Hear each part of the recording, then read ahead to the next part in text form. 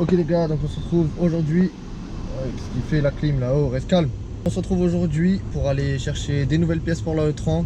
Donc déjà ça commence bien, on est dans les bouchons. Donc ça casse déjà bien les couilles comme il faut. J'ai encore 1h16 de route comme vous pouvez voir là. Du coup heureusement on n'est pas avec la E30 parce qu'avec la E30 je serais déjà en train de mourir niveau confort tu vois. Vu comme elle est basse, elle est tape cul mon pote, laisse tomber. Là on va aller chercher un deuxième pont pour ma E30 parce que sur ma E30 là j'ai un autobloquant en 3,45. Je vais rechercher un pont 3,45 aussi avec le même rapport. Et cette fois-ci pas en autobloquant, en un pont simple, ouvert. Je vais souder. J'ai toujours voulu avoir un pont soudé. Et vu que la E30 je vais plus la rouler tous les jours donc un pont soudé de temps en temps ça va être pas mal pour rigoler. Du coup voilà donc il y avait un petit radar là, je me suis chié dessus alors que je roule genre il y a un bouchon, je peux pas me faire flasher tu vois, mais bon. T'es con tu vois. Arrêtez de freiner comme ça là. Pourquoi je prends un pont ouvert en 3,45 que je vais souder et pas laisser mon autobloquant parce que comme j'ai dit, une fois que ma E30 elle sera finie, je vais aller sur circuit, je vais aller m'amuser sur circuit, donc j'ai pas envie de niquer bêtement mon autobloquant. Après mon autobloquant il bloque, je crois il est à 25%.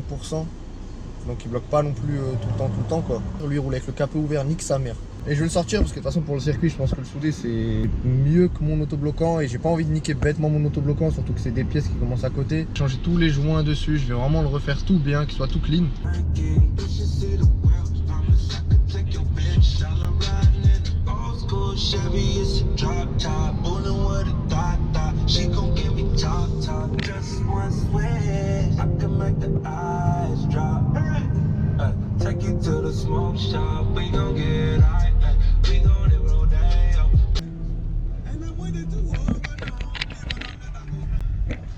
Donc ça y est les gars, j'ai récupéré mon petit pont, il est là derrière. Donc 3,45 comme je vous ai dit avant. J'ai bien eu les bouchons sa mère, ça m'a rendu fou. Au lieu de mettre 1h30, j'ai mis 2 heures, c'est super. Je rentre à la maison, j'ai une petite lame, je dois la déposer à un gars là. Bon vu que c'est sur mon chemin ça me dérange pas, je lui dépose.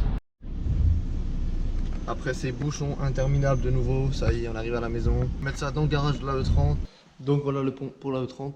Donc tout ça là, ça va disparaître. Je vais le frotter avec une brosse métallique, comme ça je vais enlever toute la merde qu'il y a dessus. Ensuite je vais le repeindre en noir. Ça fera un petit peu plus clean sous la voiture. Même si sous la voiture on le voit pas, on s'en bat les couilles. Mais moi j'aime bien quand c'est bien fait. Plus qu'à le démonter, enfin à l'ouvrir, le souder, remettre de l'huile. Et ce sera parti pour l'installer sur la E30. Et je sais que ce que vous attendez surtout les gars, c'est les vidéos de drift. C'est ce que moi j'attends aussi le plus. Bon, ça se passe jamais comme prévu avec moi de toute façon. Et après avec un swap, t'as toujours des couilles. Mais bon, après moi des couilles sur des couilles, qui encore des couilles, m'a saoulé les couilles. On est vraiment à fond pour trouver le problème. En sorte que la voiture ça y est, elle tourne bien et que je puisse enfin aller drifter avec, que je puisse enfin vous partager tout ça. Ce que je vous ai pas dit, c'est que je suis allé faire un jag dessus. On a fait le jag, il y avait 5-6 erreurs, je crois, si je me souviens bien. Et en gros, il m'a dit qu'il y en avait 3-4 qui étaient normales parce que vu que la voiture elle est swappée, et ben dans le calculateur ils ont enlevé le VS, tout ça, du coup le VS il revenait et tout.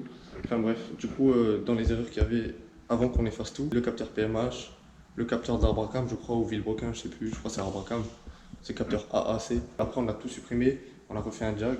Et il n'y a que le débitmètre qui est revenu. J'ai acheté un nouveau, je l'ai mis sur la E30. Et d'ailleurs ça je vous avais filmé mais j'ai même pas fait le montage parce que j'étais tellement dégoûté en fait que la voiture a roule pas. J'ai changé de débitmètre, la voiture elle faisait que caler. Je suis sorti de derrière chez moi pour aller juste devant l'essayer. Elle a calé 3 ou 4 fois. Du coup j'étais dégoûté, je dis ah, c'est bon j'arrête de filmer, j'ai rangé la voiture, ça m'a saoulé. Je pense quand même qu'il y a un des capteurs, donc peut-être capteur Abracam, le capteur PMH. Donc j'espère pour moi que c'est que ça, même si ça coûte pas non plus extrêmement cher, mais bon, pour deux capteurs je suis à 150 € je crois. Je vais changer les deux capteurs ce mois-ci, je vais les commander là dans la semaine prochaine. Et j'espère vraiment qu'après ça la E30 ça va vraiment bien rouler. En fait quand je débranche le débitmètre, à froid la voiture elle roule, ça va, c'est bien quand même. Mais à chaud, un broute, un cal une fois sur deux, ça dépend. Du coup je pense que ça reste quand même un des capteurs parce que j'ai vu que c'était les symptômes qu'il y avait sur le E36 quand il y avait un capteur PMH ou même sur n'importe quelle voiture, je sais pas trop. Pour ces moteurs là, quand il se passait ça, c'était possible, c'était un capteur. On verra ça bientôt quand j'aurai tout acheté. Et une autre chose encore, j'ai commandé ma pompe de direction assistée. Donc pareil, celle-là elle va arriver bientôt dans la semaine prochaine. Donc je vais installer la direction assistée dans ma E30. Du coup ça va être lourd d'avoir enfin une direction assistée dans la E30. Donc sur ça je vous ferai une vidéo test, tout ça, de la direction assistée de la E30.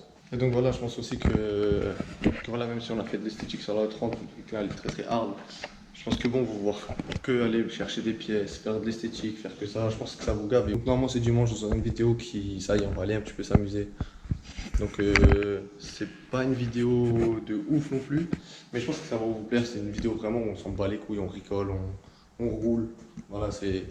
Vous verrez dimanche, j'en dis pas plus. Donc voilà les gars, c'était juste une petite vidéo tranquille, juste pour vous tenir informé des avancées sur la E30. Et on se capte dimanche. A plus.